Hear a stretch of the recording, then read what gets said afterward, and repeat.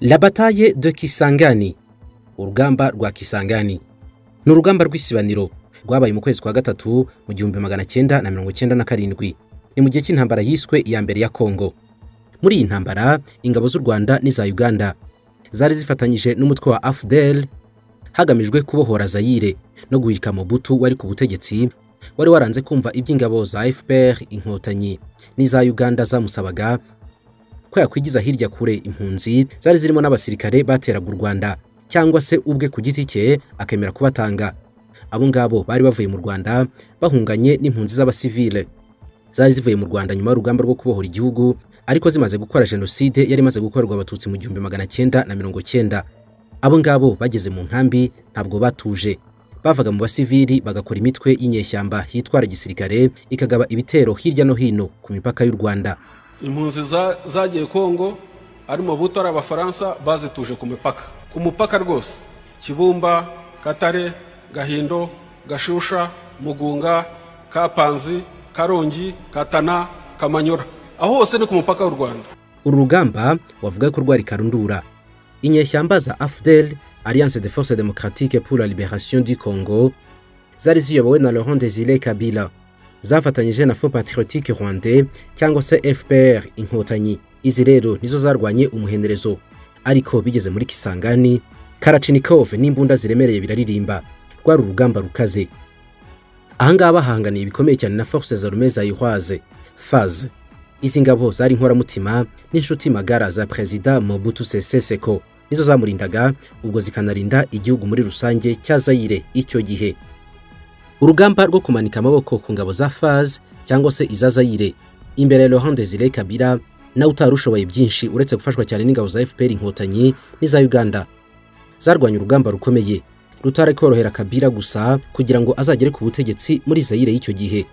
Uru rugamba rwarangiranye no gufata Kinshasa mu kwezi kwa gatanu muri mwaka wa 1997. Ubaze neza aho twatangiriye wasanga ari amezi abiri gusa byafashe kugira ngo nyuma y'urugamba rwa Kisangani Laurent Désiré Kabila hamwe n'abasirikare b'u Rwanda bafate Kinshasa. Mbahaye ikaze, reka dusobanukirwe neza uko urugamba rwa Kisangani rwagenze nuko ingabo zari zishyize hamwe zesuranye n'iza Zaire. RPF yiyamye UN ibasaba gutandukanya impunzi n'abasirikare, kuko abasirikare n'ibikoresho byabo n'impunzi barabanaga mu makambi baratangiye igicengezi. Ubundi byose bitangira nyuma gato ya jenoside yakorewe abatutsi mu 1994. Guverinoma nshya y'u Rwanda yari imaze kujyaho yisanze mu rugamba rukomeye. Byasaga naho urugamba rwo kubohora igihugu rwari rugikomeza. Bari barafashe ubutegetsi nibyo, ariko ibitero bya hato na hato by'abantu bo muri Exfar bari barahungiye hanze byari bigishagesha ubwo ubutegetsi bwari bushyashya. Icyo kibazo cyari gishingiye cyane ku bufasha bw'ibikoresho n'ubundi bahabwaga n'imitwe yitwaje intwaro biturutse mu mahanga. Inkunga ikomeye cyane y'ibikoresho n'ibindi bikenewe byatangwaga na guverinoma ya Zaire yari iyobowe icyo gihe na Mobutu Sese Seko wa Zabanga. UN yica amatwi nk'uko isanzwe bikora mu mikorere yayo, kugeza aho chairman yatanze order ko ingabo z'u Rwanda zigomba kubyikorera. Iyo order ariko yari ikomeye cyane, ntabwo yari yoroshye kuvuga ngo ingabo za RPA zigende zicyura impunzi, zitandukanye impunzi n'abasirikare ba Habyarimana n'interahamwe bavanze n'ibikoresho byabo, kandi nta mpunzi hutajwe. Murumva ko gushyira icyo kintu mu bikorwa ntabwo cyari cyoroshye. Ibibazo byongereye cyane ubwo umuryango mpuzamahanga wongeraga kwifata ukabura uko witwara, nyamara ikibazo cy'umutekano muke mu karere. Paul Kagame icyo gihe wari vice president akaba na ministre w'ingabo ntabwo asibaga gusaba umuryango w'abibumbye kugira icyo wakora kugira ngo umutekano mu karere ugaruke kandi umere neza kurushaho. Yagaragazaga kenshi yuko ibibazo by'umutekano mu karere bikururwa n'abantu bahuze mu ngabo z'u Rwanda bagiye kuba inyeshyamba, kandi ikibazo cyari gikomeye kwari uko abangaba bari bivanze n'abasivili kandi bagafashwa na leta ya Zaire ya Mobutu Sese Seko. Impamvu nta yindi kwari ugukumira yuko abasize bakoze jenoside n'undi bashobora kugaruka bagakomeza ubwicanyi bari bagiye batarangije. Ibyo ngibyo rero nibyo FPR inkotanyi yavuze yuko bitashoboka. Gahunda ya leta y'u Rwanda muri icyo gihe kwari ukunga abanyarwanda no kubaka igihugu kimwe abanyarwanda bose bibonamo kidashingiye ku moko cyangwa uturere, kandi ubwicanyi bugahagarara burundu. Ikindi gikomeye cyane nuko imitwe yari yitwaje intwaro yari yegereye imipaka y'u Rwanda, bikaba byari bihabanye cyane n'amategeko mpuzamahanga. guverinoma y'u Rwanda yagombaga gushaka igisubizo cy'iki kibazo kandi kirambye. Ni igisubizo cyari gutuma igihugu kivuyemo jenoside cyongera kugira ituze rihagije. U Rwanda na Uganda bacuze umugambi, bumvikana n'inyeshyamba zarwanyaga Mobutu. Bumvikana yuko umugambi ari umwe, gukuraho burundu ubutegetsi bwa Mobutu Sese Seko. Laurent Désiré Kabila niwe washyizwe imbere. Uyu nguyu yaramaze imyaka myinshi ari inyeshyamba, ariko afite imbaraga nkeya, n'abarwanyi be baratatanye kenshi ku buryo nawe ubwe yasaga naho yacitse intege kuko yanahungiye muri Tanzania imyaka myinshi. Hakozwe ihuriro cyangwa se ishyaka rya AFDEL, Alliance des Forces Démocratiques pour la Libération du Congo. Ni ishyaka ryari rigamije kuyobora cyangwa se kubohora Congo. Muri icyo gihe Kayumba Nyamwasa yari umukuru wa Etat Major mu Rwanda, yavuze yuko bakoze iri huriro mu rwego rwo guha umurongo umwe abazayihwa kugira ngo babone inyito y'intambara nshya yari itangijwe muri Congo. Naho General James Kabarebe niwe wari ushinzwe ibikorwa bya gisirikare cyangwa se military operations mu guhirika Mobutu. Kabarebe icyo gihe yari koroneli ku myaka 29. We yari afite akazi gakomeye kandi yagakoze neza, ahereye ku guhuza abazayihwa barwanya Mobutu kandi batari baziranye, no kubafasha guhuza umugambi umwe no kumva impamvu bagomba kwinjira ikisangani bakagera Kinshasa barwana bagakuraho ubutegetsi.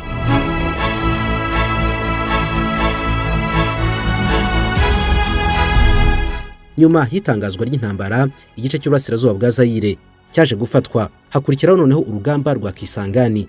Ingabo noneho zendaga gusatira Kinshasa neza.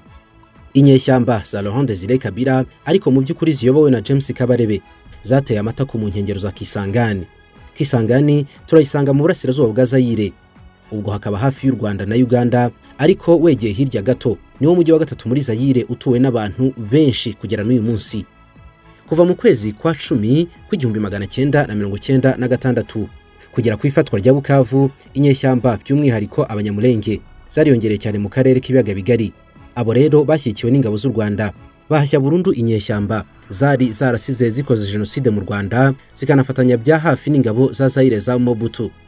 Kuba igice cy'uburasirazuba cyegera u Rwanda cyane cyari kimaze gufatwa, byari inzira yerekeza muri Kisangani, igahita nayo iba inzira igana mu burengerazuba bwa Congo, noneho iganisha no ku murwa mukuru bwa nyuma Kinshasa.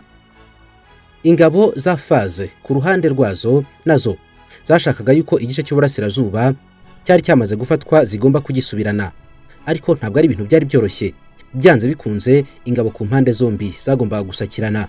Mu ntangiriro z'1997 mu mugambi wa Zaire wo guhashya inyeshyamba zari mu burasirazuba bwayo, mu mujyi wa Kisangani bahashyize ibirindiro bikuru by'ingabo za Faze biyobowe na General Mahere Liyeko Bokungu. Imitwe y'ingabo za Zaire muri batayo zitandukanye bari bakambitse muri Kisangani, bose biteguye urugamba.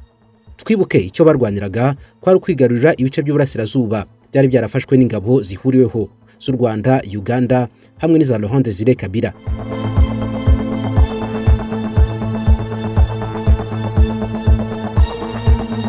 Kuva mu kwezi kwa mbere kw'igihumbi 1997 abasirikare babarwa hagati y'ibihumbi 3 n'ibihumbi 4 bashyizwe muri iki gice.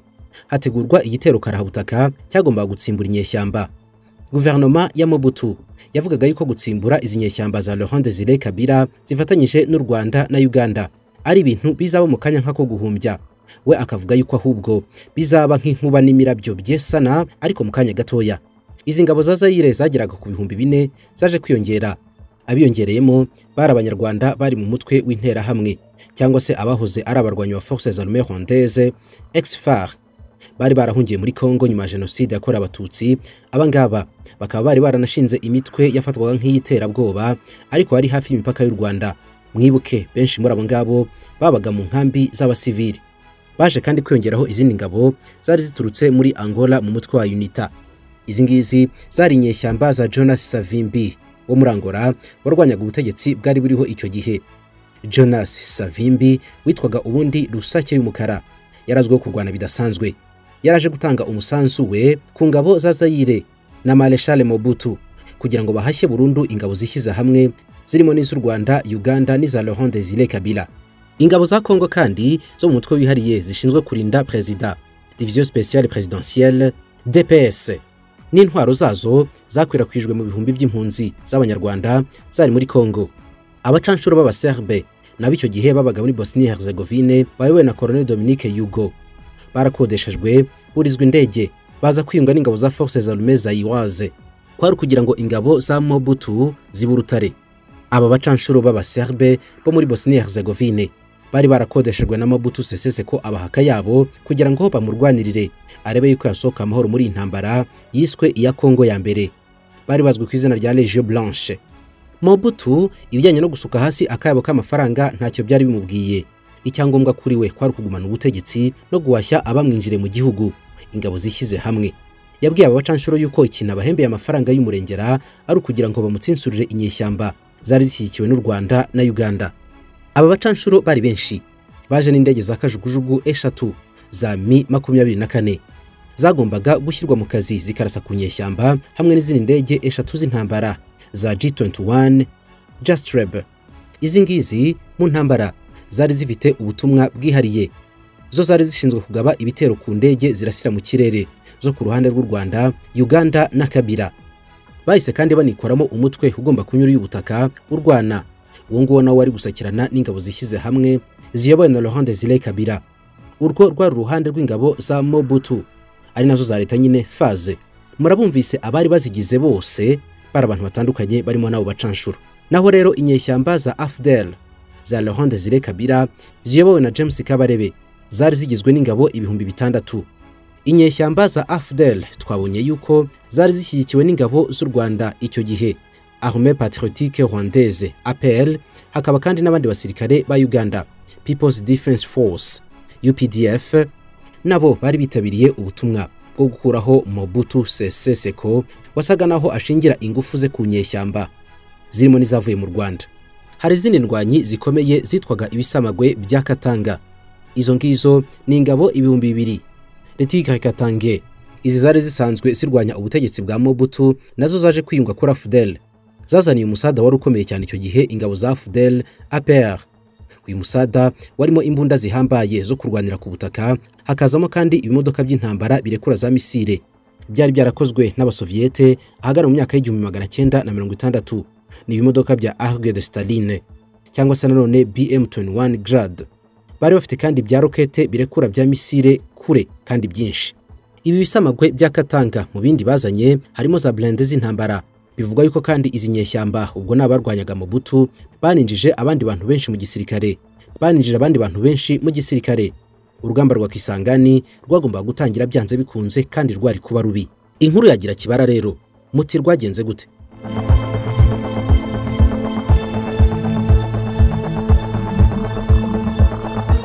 Faz ingabo za Mobutu ubwo zari zugarijwe n'ikibazo cy'ingabo za Kabila, zo zasyaga zitanzitse zigafata igice cy'uburasirazuba bwa Zaire mu ntambara y'1997.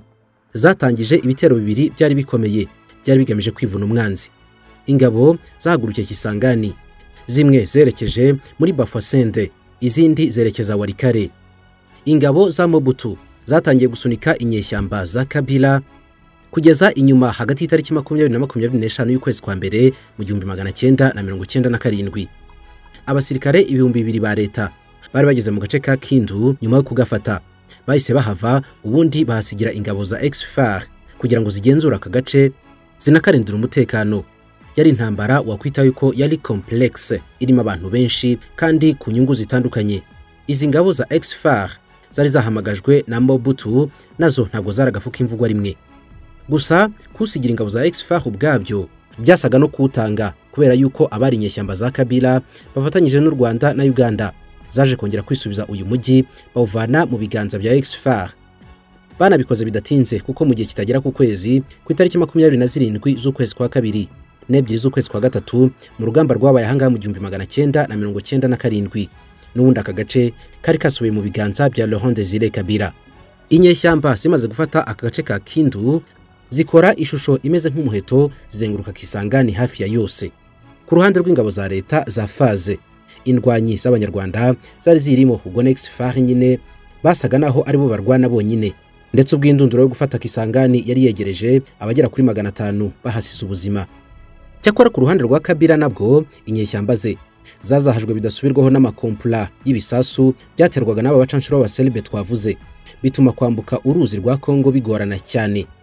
Mu kiganiro General James Kabarebe yatanze nyuma yo gushwana na Laurent Désiré Kabila, yatangaje yuko umuyobozi wa AFDL ubwo ni Kabila nyine yari yabasabye yuko bamwe bakoresha uburyo bwo kwisha hejuru y'ibiti mu rwego rwo gutera ubwoba abacanshuro batari bazi byinshi ku mirwanire y'Abanyafurika. Ku itariki ya 10 y'ukwezi kwa gatatu, batayo ya 48 yo mu ngabo za leta FAZ yasutse ibisasu kuri AFDL APR mu muhanda, bari mu muhanda rwagati wa Bafasende. Ibi bisasu byarabazahaje cyane. Abacanshuro nabo ku rundi ruhande bagabye ibitero simusiga, maze basunika inyeshyamba bazegeza inyuma y'umujyi wa Kisangani hafi ibirometero 5. Nyamara ariko ibingibi ntabwo byari kubuza inyeshyamba gushikama, kubera ko zari zifite umugambi ko byanze bikunze zigomba gufata umujyi wa Kisangani hasi hejuru.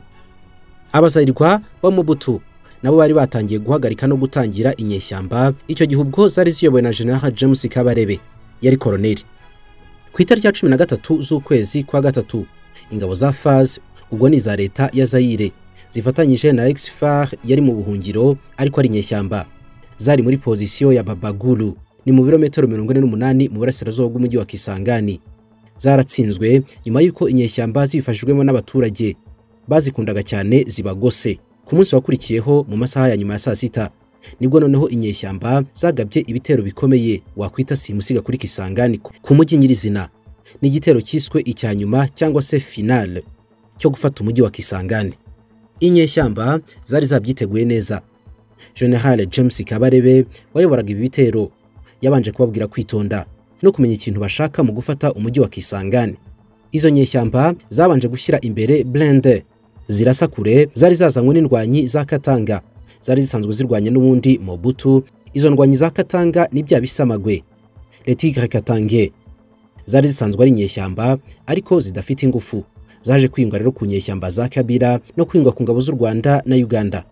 Mu kubona rero izi blende zari ziri imbere y'ibi bitero, ingabo za Mobutu zarakangaranye cyane, maze brigade yazo ya 31 isa naho irwana ariko ishaka inzira yo guhunga. Yarwanaga igana ku kibuga cy'indege cya Kisangani Bangoka. Urugamba rumaze gufata isura, abacanshuro nabo bafashe imbunda zabo barekurira urufa rw'amasasu kuri izo ngabo za Mobutu. Zari zitangiye guhunga kugira ngo zigere mu ndege ya kajugujugu yari iparitse hafi aho ngaho zigende. Abacanshuro impamvu barashe bagenzi babo bari baje gufasha nuko babonaga bataye urugamba. Byumvikane yuko ingabo zo ku ruhande rwa Mobutu zari zitangiye gusubiranamo kwazo rero byahaye imbaraga nyinshi uruhande rw'inyeshyamba zari ziyobowe na Kabarebe. Zitangira gucana umuriro ku ngabo za leta karahava. Abasirikare bakuru ba FAZ bukeye bwaho barahunze. Hari tariki 14 bahunze kibuno mpamaguru. Abasirikare bandi basigaye bihagazeho bararwana, ariko inyeshyamba zababereye ibamba. Umujyi wa Kisangani ubu muriro, amasasu n'amakompora bigaragara mu kirere. Bawusibaniramo biratinda, ababashije kurokoka rero ku ruhande rwa Mobutu barahunga. Byagaragaraga yuko bamaze kuganzwa cyane n'ingabo za AFDL cyangwa se inyeshyamba. AFDL wakwita inyeshyamba icyo gihe imaze kubona yuko urugamba rumaze gutsindwa, zahise zifata umwanya munini ziba ziretse kwinjira mu mujyi wa Kisangani nk'umujyi zifatiye ubwazo. Uyu mwanya warugamije kureka abasirikare batsinzwe kugira ngo bahunge bave hafi aho ngaho. Ni nako bikorwa mu gisirikare. Mu gitondo cy'itariki 15 urugamba rwacecetse. Indege ya Transal y'ingabo z'Abafaransa yageze ku kibuga cy'indege cya Kisangani kugira ngo ihungisha abari basigaye muri uwo mujyi b'abasirikare ba leta. Naho ku mugoroba wo kuri uwo munsi nibwo Mobutu yemeye yuko yatsinzwe mu rugamba rwa Kisangani, ndetse yuko uwo mujyi wamaze kugera mu biganza by'inyeshyamba za AFDL za Laurent Désiré Kabila. Amakuru atanzwe na Joseph Kabila, umuhungu wa Laurent Désiré Kabila wari umukomando mu gisirikare icyo gihe wanarwanaga, yavuze yuko abasirikare 260 ba FAZ no kuvuga ba leta bemeye kwitanga mu nyeshyamba, naho abasirikare 2 gusa ku ruhande rw'inyeshyamba bakaba ari bo bahasize ubuzima. Ingabo zarabizerwa ba leta za Mobutu zimaze kuva muri Kisangani zose zihunze. Mu mboni ya benshi byabaye nko kubohoza uyu mujyi wari utuwe cyane urimo n'abaturage benshi b'abanyamahanga. Byahise binitirwa guha icyubahiro nyakwigendera Emery Patrice Lumumba, witwa umubyeyi w'ubwigenge bwa Kongo. Uyu nguyu yishwe na Mobutu mu 1960. Mu mujyi wa Kisangani hose yatangiye kuririmbwa bati uhuru uhuru, bivuze ukwibohora. Rwa rusaku rwinshi cyane rw'abaturage batari bacyumva na buhoro Mobutu. Ku itariki ya 21 y'ukwezi kwa gatatu mu 1997, ubwo Laurent Désiré Kabila yasesegaraga ku kibuga cy'indege cya Kisangani. Rubanda rwateye hejuru cyane rumwakira nk'umwami wari utahutse avuye ku rugamba. Kisangani mu burasirazuba bwa Zaire yari ibaye umujyi wa mbere munini ugiye mu biganza by'inyeshyamba za AFDL zari ziyobowe na General James Kabarebe mu bya gisirikare. Uru rugamba rwo kuyobora Zaire rwari rugeze ahakomeye, ariko rwasaga naho rutangiye korohera cyane inyeshyamba zagombaga gukomeza kurwana kugera zifashe n'umurwa mukuru Kinshasa zikanabohoza Zaire. Igisirikare cy'abazayirwa cyari kimaze kubura byinshi mu bikoresho bya gisirikare. Abanyaburayi bari bamaze gusiga umugani, ahubwo bashobora gusebera muri Zaire. Hari imvugo yavugaga yuko igisirikare cy'Uburayi muri Afurika ari umudakubitwa, ngo ntabwo kijya gitsindwa muri Afurika nubwo byagenda bite. Ariko abacanshuro b'abaserbe bari baje gufasha Mobutu bari barakodeshejwe bagahabwa amafaranga menshi. Bakubiswe inshuro iki gihe barataha. Mobutu yari yizeye yuko abangaba nibura bashobora kumusigira insinzi bakirukana inyeshyamba. Ariko mu gihe urugamba rwari rutararangira, aba baserbe nibo ba mbere batsinzwe uruhenu. Gufatwa kwa Kisangani byaciye cyane intege uruhande rwa Mobutu. Mobutu atangira kwiheba, abona yuko ibintu bishobora kumurangirana isaha n'isaha. Byongereye kandi imbaraga Laurent Désiré Kabila wari inyeshyamba, bisa naho bibaye n'insinzi kuri leta y'u Rwanda. Yahanganaga bikomeye cyane na ex-FARC yari iri muri Zaire, yarivanze n'abasivili ikagaba ibitero ku Rwanda.